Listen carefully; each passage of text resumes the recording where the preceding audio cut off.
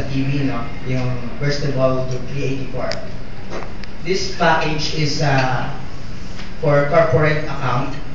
We have committed internet rate and MIR, maximum internet rate. Ito ba yung sinasabi namin business division. And also, the Smart Pro Computer Lab package the computers. Kami na rin po yung magne-network ng mga computers nyo. And also, the Computer Lab Management Software. Kami rin yung mag-offer, mag-build ng Computer Lab Management Software. The ability of the Computer Lab Management Software is to generate account value for specific period. Meaning, for example, ang school na to, yung University of Santo Tomas, has a 2-SEM. Pag-enroll ko ng students, upon miscellaneous fee, meron kayo ibibigay sa akin, as doon sa student, na username, password, valid for that period. And code rules to limit session time sense, ensuring equal access to all users. Pwede natin gawin every 2 hours o kaya 1 hour, mapuputol yung transaction para yung ibang naghihintay, makagamit din. Yun yung ability ng software na to.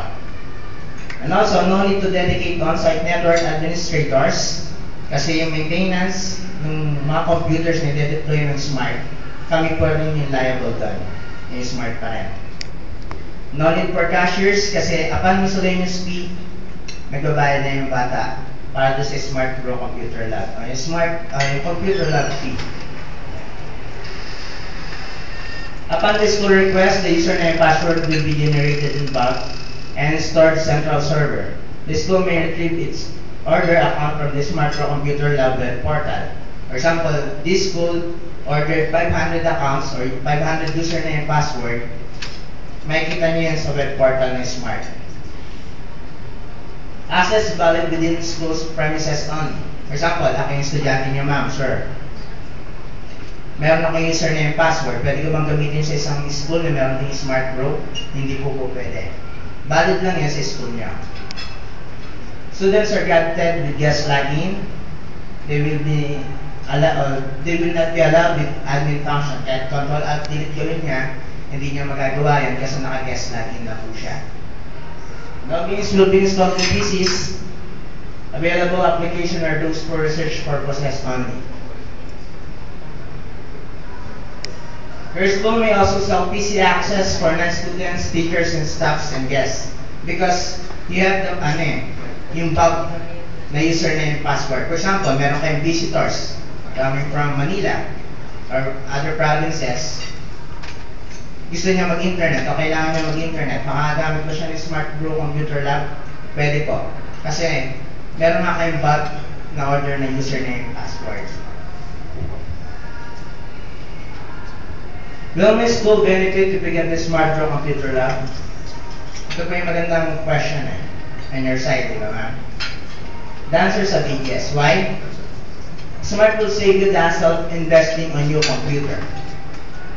Giving the network setup on your laboratory, kasi kami na rin po yung mag-network na. Investing on licensed Windows operating system. The Smart did a feasibility study kung ano yung nagagastos ng isang school kung mag-invest siya ng 30 computers. Sabihin na lang po natin na meron 17, isang computer, yung standard specs ng computer. Sabihin na natin 17,000 yan. And kailangan yung computer system is 30. 17 times 30, 510,000 na yan. Malaking pera na po ba yun, ma'am, sir? Of course. Kailangan pa pong ilan yun, local area networking. Kailangan din po ng licensed Windows operating system. Pag hindi license, uhulihin tayo ni Microsoft. Magkano po isang operating system ngayon? Sabihin na natin sa market is 7,500. Each computer kailangan natin installan ng operating system. It costs you 225,000. Saving you an initial cash out of almost 850,000. Pag kumuha kayo ng 30 computers,